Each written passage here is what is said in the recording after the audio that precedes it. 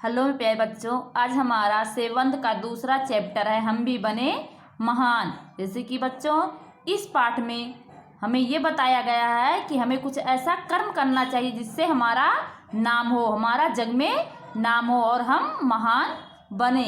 चलो बच्चों, इसी के अनुसार हम अपने इस पाठ की ओर आप सबको ले चलते हैं।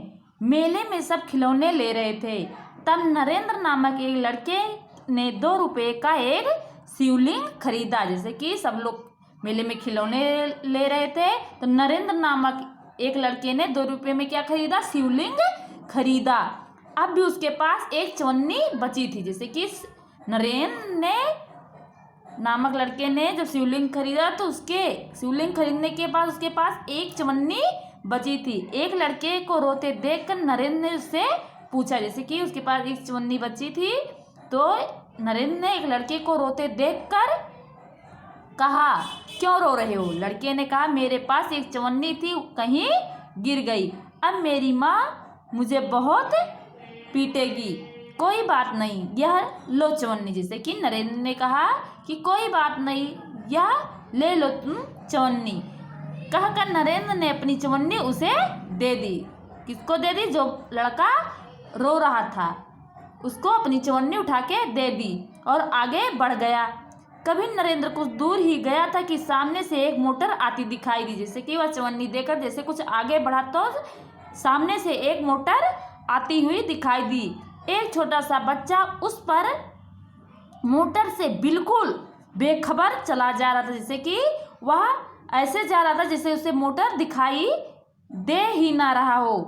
नरेंद्र ने झपट कर उस बालक को खींच लिया। एक पल की देरी होती तो वह बालक मोटर के नीचे आ जाता। जैसे कि वह बालक ऐसे जा रहा था कि अगर नरेंद्र झपट कर अगर उस बालक को नहीं बचाता तो वो लड़का मोटर के गाड़ी के नीचे आ जाता। इस झपटने की क्रिया में नरेंद्र ने हाथ में शिवलिंग छूटकर गिर गया। जैसे कि उस बच्चे को पकड़ने के कारण हाथ से जो शिवलिंग था वह छूटकर गिर गया और टूट गया। इसी दौरान इकट्ठे हुए लोगों में से किसी ने कहा, जैसे कि वहां पे सब लोग इकट्ठे हो गए तो उसी में से किसी की आवाज आई, बेचारा का नुकसान हो गया, जितना चाव से खरीदा था शिवलिंग। किसी ने जब उस बच्चे को बचाया तो वहां क्या हुआ? भीड़ इकट्ठे हुई। फिर वहां उसी में से किसी ने कहा कि ये लड़का कितना चाव से शिवलिंग खरीदा था, उसका शिवलिंग टूट गया। यह सुनते ही नरेंद्र ने कहा, उसे क्या? यह बालक की जान बचाना मेरा पहला कर्तव्य है। जैसे कि उसने कहा कि इस बच्चे को शिवलिंग टूट गया तो क्या हुआ, लेकिन मुझे बच्चों की जान बचाना मेरा पहला कर्तव्य होता है। किसने कहा? नरेंद्र ने कहा। वस्तु से भी व्यक्ति का जीवन ज्यादा महत्वपूर्ण है। जैसे वस्तु से ज्यादा व्यक्ति का जीवन सबसे ज्यादा महत्वपूर्ण है। जैसे नरेंद्र ने कहा कि वस्तु से ज्यादा व्यक्ति का जीवन महत्वपूर्ण है। जैसे कि शिवलिंग तो मैं दूसरी खरीद सकता हूँ, लेकिन बच्चे की जान बचाना हमारा पहला धर्म होता है। मानवता सबसे ऊपर है। जैसे कि मानवता सबसे ऊपर है। बचपन से ही हम ऐसे ख्यालात रखने वाले नरेंद्र आगे चलकर स्वामी विवेकानंद के नाम से प्रसिद्ध हुए। जैसे कि ऐसे ख्यालात रखने वाले कौन थे? आगे चल के वो नरेंद्र क्या बना? स्वामी विवेकानंद नाम के प्रसिद्ध हुआ। विवेकानंद के नाम से प्रसिद्ध हुआ।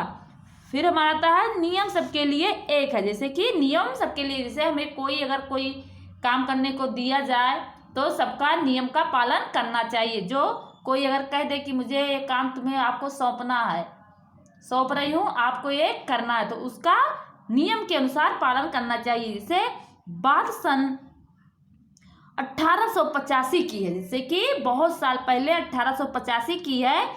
पूना के न्यू इंग्लिश हाई स्कूल में समारोह हो रहा था। जैसे कि पूना में 1885 को न्यू इंग्लिश में हाई स्कूल में समारोह हो रहा था। प्रमुख दूर पर एक स्वयं सेवक नियुक्त था।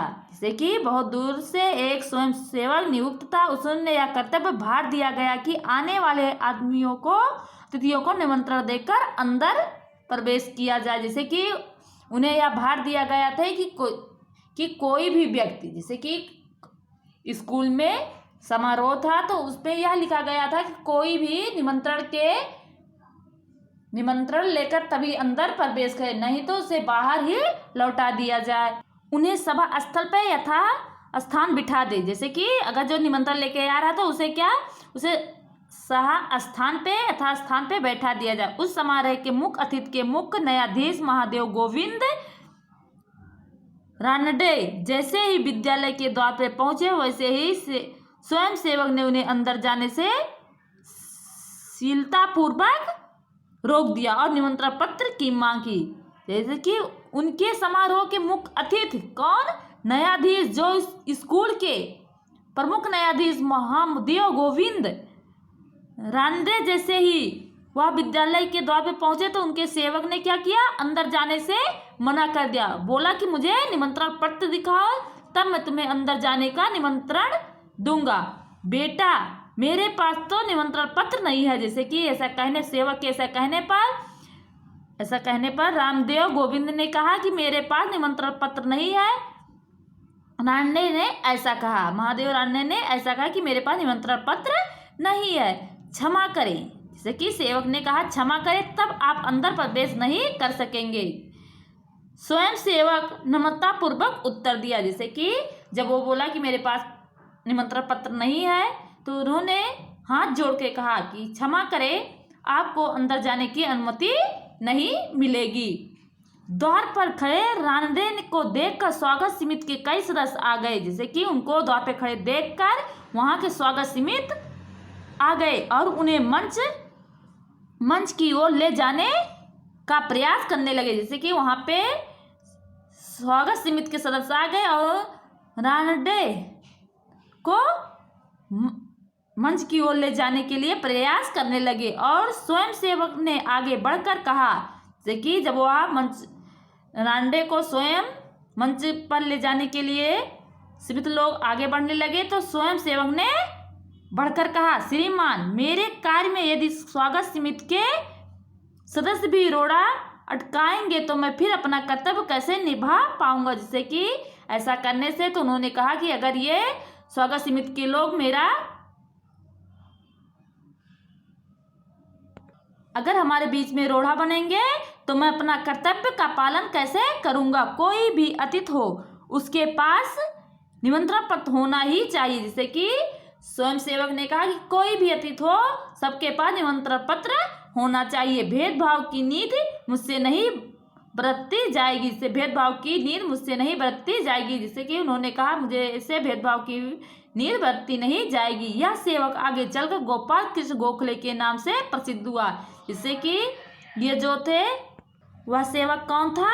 जो आगे चल के गोपाल कृष्ण गोखले के नाम से प्रसिद्ध हुआ और देश की बड़ी सेवा की। जैसे कि ये जो सेवक था वो कौन थे? गोखले के नाम से प्रसिद्ध वो गोपाल कृष्ण गोखले थे, जो देश की बहुत बड़ी सेवा करते थे। फिर हमारा आता है सफलता का राह। जैसे कि कोई काम करो तो पहले जैसे कोई काम अगर हमारा लक्ष्य है कि मुझे एक काम करना है तो जब तक हम उस लक्ष्य को पा नहीं जाते तब तक हम किसी से कोई बात नहीं करते। इसे अंडर 14 क्रिकेट टीम के कप्तान के रूप में एक लड़का अपनी टीम के साथ क्रिकेट मैच खेलने के लिए अहमदाबाद में आया था। उनकी टीम 5 स्टार होटल में ठहरी थी। सुबह उठते ही पूरी टीम कोच मैनेजर के साथ उपहार के लिए तैयार थी। एकमात्र कप्तान नहीं दिखाई दे रहा था। उसे ढूंढने के लिए पूरी टीम लग गई। जैसे कि वहाँ पर टीम इकट्ठा हुआ। कहाँ? अहमदाबाद। वहाँ पे टीम 5 स्टार होटल में ठहरी हुई थी और वहाँ पे एक कप्तान नहीं दिखाई दिया। उसे सब ढूंढने में पूरी टीम लग गई, वह नहीं मिला।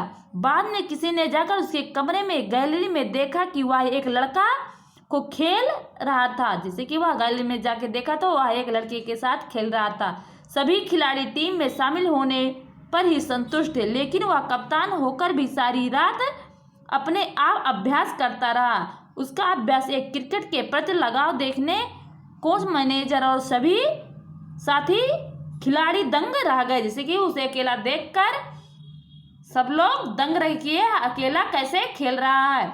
आगे चलकर इसी लड़के ने क्रिकेट जगत में अद्वितीय सफलता प्राप्त की कि विश्व रिकॉर्ड उसने कदम चूमने लगे। किसी ने सफलता का रहस्य पूछा तो बड़ी विनम्रता से उसने उत्तर, जैसे कि ऐसा करने से तो सबने उस सफलता का रहस्य पूछा, उन्हें विनम्रता से उत्तर दिया कि मैं हर मैच 3 बार खेलता हूँ, पहले अभ्यास के रूप में, दूसरी बार सचमुच मैदान में तथा मैच के बाद मूल्यांकन में सुधार आवश्यकता के रूप में होता था। यह लड़का कोई और नहीं, क्रिकेट की दुनिया में सफलता से नित्य कीर्तिमान स्थापित करने वाला हमारा सचिन रमेश तेंदुलकर है। जैसे कि यह कौन लड़का है जो विश्व में दुनिया में सफलता क्रांतिकारी को स्थापित करने वाला सचिन रमेश तेंदुलकर है। सचमुच एकाग्रता, अविरत अभ्यास, कठोर परिश्रम, लगन ही सफलता के आधार है। हमारा था प्रामाणिकता। जैसे प्रामाणिकता क्या होती है, जैसे एक दिन हजरत अली राज के खजाने की जांच करने गए, काम करते करते अंधेरा हो गया, मोमबत्ती जलाई गई। जैसे कि एक दिन हजरत अली ने राज के खजाने की जांच करने के लिए काम करते करते उनको अंधेरा हो गया, मोमबत्ती जलाई। थोड़ी देर बाद उन्हें सरदार अपनी निजी काम करने के लिए पास आए। हजरत अली ने उन्हें बैठाने के लिए कहा। हिसाब की जांच पड़ताल पूरी हुई, हजरत ने मोमबत्ती बुझा दी। जैसे कि जब उनका काम पूरा हो गया तो हजरत ने अपनी मोमबत्ती बुझा दी और मेज के खजाने से दूसरी मोमबत्ती निकालकर जला ली। सरदारों को यह देखकर बड़ा आश्चर्य हुआ। हजरत अली ने एक मोमबत्ती बुझाकर दूसरी क्यों जलाई, जैसे कि वह दूसरी पहली मोमबत्ती बुझा करके रख दिया, फिर उसने दूसरी मोमबत्ती जलाई। तो यह देखकर को सबको आश्चर्य हुआ कि सरदार ना समझ, जैसे कि वहाँ के सरदार ना समझ सके कि बड़ी नम्रता से हजरत अली ने से पूछा। जैसे कि वहाँ के लोग नहीं समझे तो उसने बड़ी नम्रता से हजरत अली से पूछा। हजरत अली बोले, भाई अब तक मैं राजकाज का काम करता था, इसलिए राज की मोमबत्ती जला रखी थी। जैसे कि उन्होंने कहा कि आज तक मैंने राजकाज का काम करता था, इसलिए मैंने राज की मोमबत्ती जला रखी। अब मैं निजी काम शुरू करने जा रहा हूँ, इसलिए मैं अपनी मोमबत्ती जला ली, नहीं तो मैं चोर था, हरामखोर कहलाता। जैसे कि उन्होंने कहा कि राजकाम की जो मोमबत्ती थी इसलिए हम जला रखी थी, अब मैं निजी काम करने जा रहा हूँ, इसका मतलब मैं अपना काम करने जा रहा हूँ, इसलिए मैं अपनी मोमबत्ती जला ली, नहीं तो मैं चोर हरामखोर कहलाता। हर एक आदमी की चोरी और हरामखोरी से बचकर चलना चाहिए, चाहे वह अमीर हो या गरीब हो। जैसे कि हमें हर आदमी से चोरी और हरामखोरी से बचकर चलना चाहिए, चाहे वह अमीर हो या गरीब हो। देखने में तो यह बहुत छोटी सी लगती है, जैसे कि यह तो देखने में बात बहुत छोटी सी लगती है, पर मैं बड़े महत्व की है, पर यह बहुत महत्वपूर्ण है। अब हम आज़ाद हो गए हैं, राजकाज का काम अच्छी तरह से चल सकता है जब लोगों की इश्क को प्रमाणित हो।